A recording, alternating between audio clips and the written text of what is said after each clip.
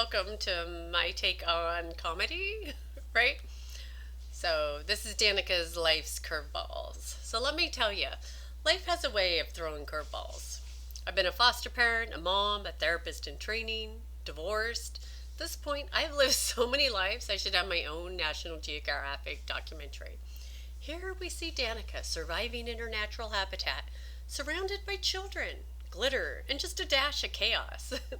Or my life could really be a sitcom. Single mom, former foster parent, grad student at 40, part time kid wrangler at the elementary school, and an occasional tequila enthusiast. Throw in some wildly awkward life choices, sense of humor, and voila, you've got me. People are always asking me, how do you manage it all? And I'm like, I don't. My life is like juggling flaming chainsaws while riding a unicycle. The goal isn't balance, it's just not to set the house on fire. So, my life's been chaotic at times. I'm basically immune to surprises. I've dealt with toddlers throwing tantrums, teenagers throwing shade, therapists throwing glitter. Oh, wait, that was me. True story. Therapy didn't heal me, it gave me more material for this life. You're welcome. And now I'm back in grad school, working two jobs, raising teenagers, trying to remember what sleep feels like. Some people call it overwhelm. I call it Tuesday. Let me tell you about the day I got divorced, right? Go back a few years. Now, it wasn't just to sign the paper and move on. Oh, no. I was ready to celebrate. So I head to the store, pick up a marker to write just divorced on the back of my cute little red car. Nothing says freedom like rubbing it in your ex's face. So I'm walking through the aisles full of post divorce energy when it happens. I trip, slip. Not just a little. No, I go down. My purse flies one way, the marker rolls the other, feet over my head, skirt over my head. And the piece de resistance, my underwear, said, text me, in giant glittery letters across my rear. Because apparently I wanted to make sure the store security cameras got a good show. This guy comes running over to help me up, and he's like, hey, are you okay?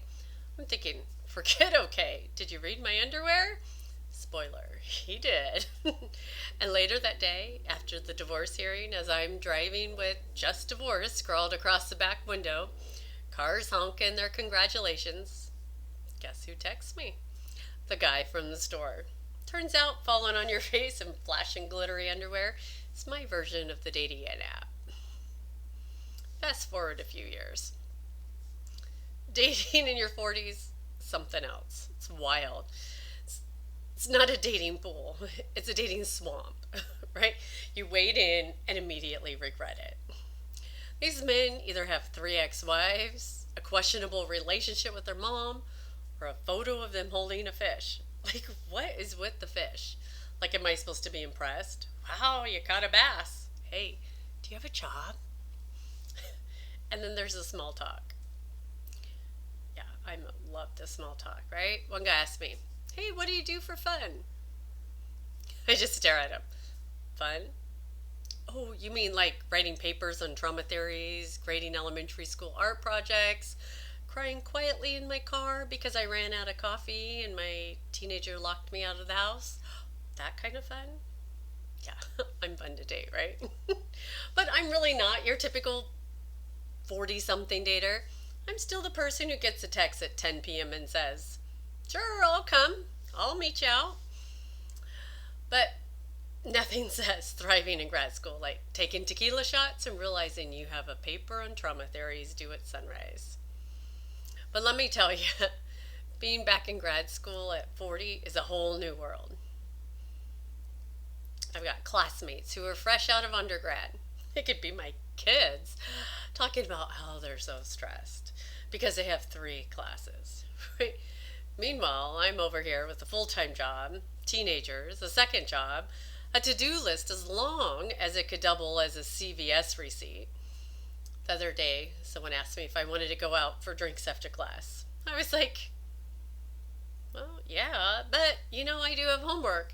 They're like, just do it tomorrow. I'm like, tomorrow, sweetie, tomorrow's already booked. Right? I've got papers to write, kids to chase, and exactly 27 minutes of me time, which I'm planning to spend cleaning the house as my reframe to self care. But thanks for the invite.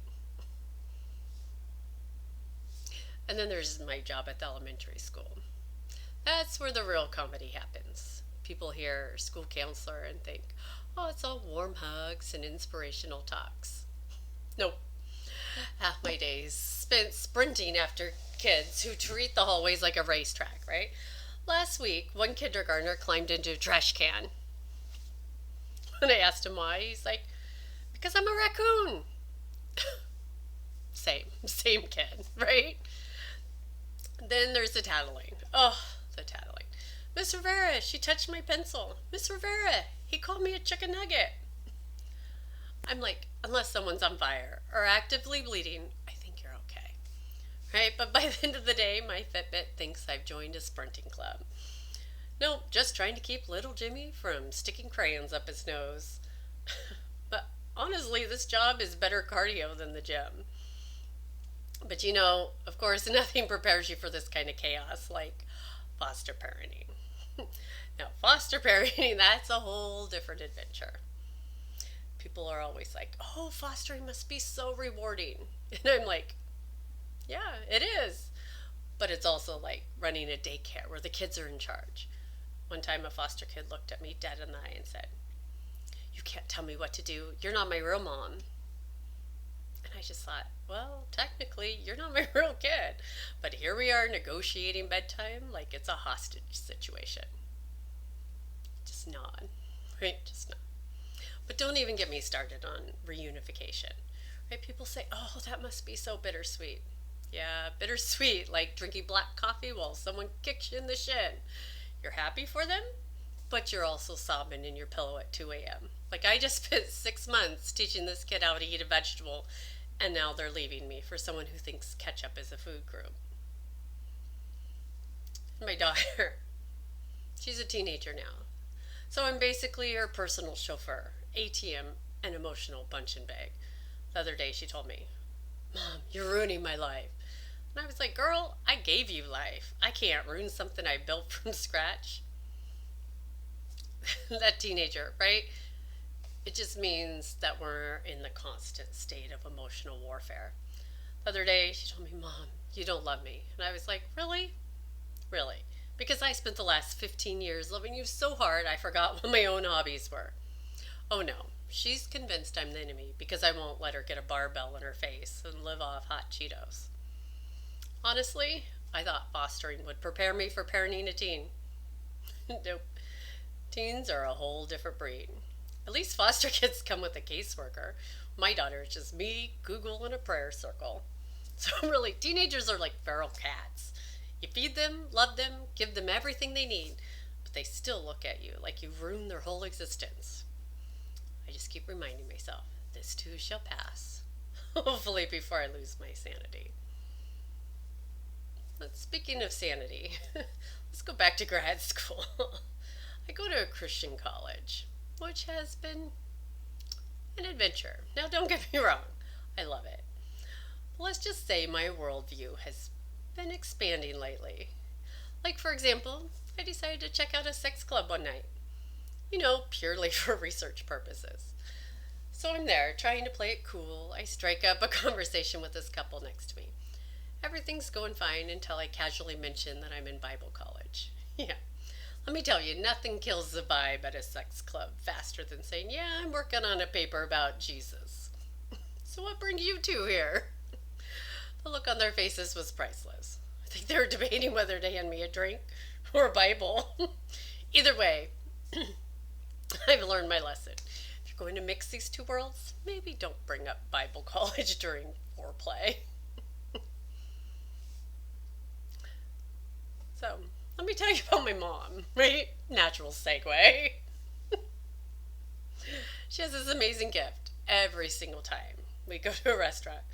Something's wrong with her order. And not just occasionally. Oh no, every time. Like clockwork. She'd be halfway through sending her mail back, and I'd just be sitting there like, how? How does this happen to the same person over and over again? Are the waiters conspiring against her?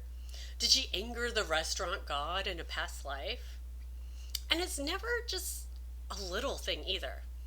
She'd be like, the steak is too well done, or the soup isn't hot enough. Or my personal favorite, the salad doesn't taste fresh. Like, Mom, it's lettuce. It doesn't have a personality. What are you expecting? A love letter from the croutons? One time we went to this fancy place. She sent her dessert back. Dessert. She actually told the waiter, the cheesecake isn't creamy enough. Like, Mom, it's cheesecake, not a spa day. Just eat it. But no, back it went. I'm convinced restaurants had a picture of her in the kitchen and the words, do not engage. The best part, she always acted so shocked.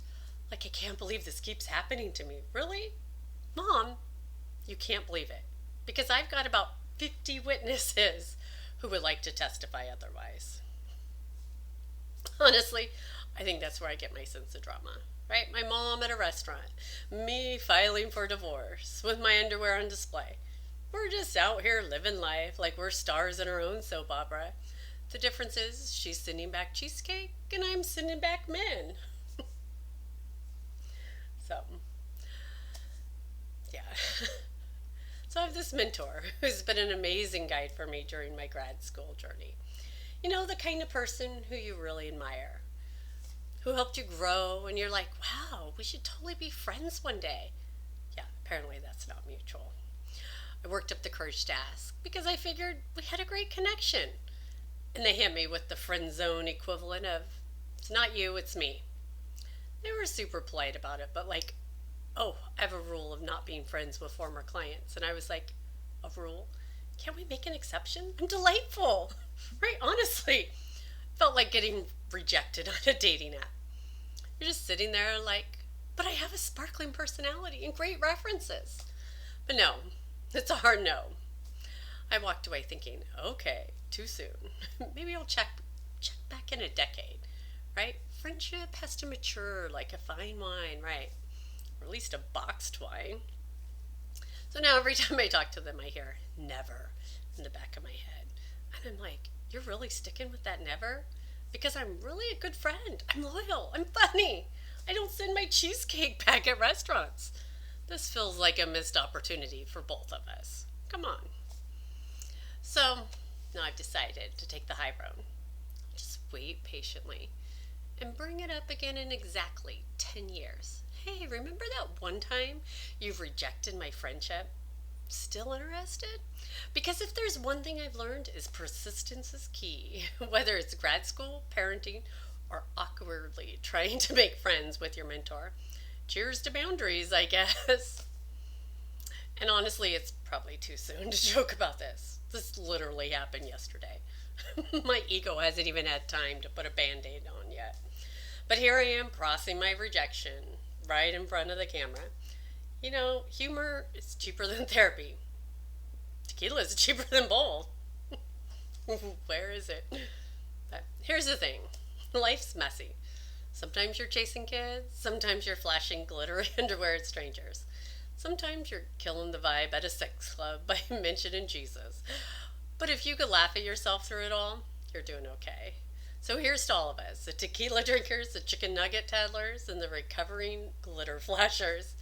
Life may not always make sense, but as long as we could laugh at it, we're winning. Cheers.